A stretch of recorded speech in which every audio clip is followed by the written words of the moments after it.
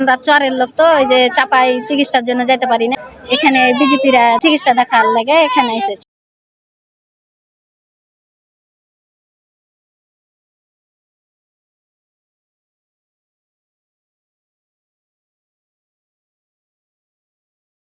আমি সহ আমাদের এখানে মোট ৮ জন ডাক্তার আছেন। একজন শিশু বিশেষজ্ঞ আছেন, একজন চক্ষু বিশেষজ্ঞ আছেন এবং একজন ভেটেরিনারি ডাক্তার আছেন। আমরা বিজিবির অর্থায়নে ওষুধগুলো আমরা দিয়ে দিচ্ছি, ফ্রি দিয়ে দিচ্ছি।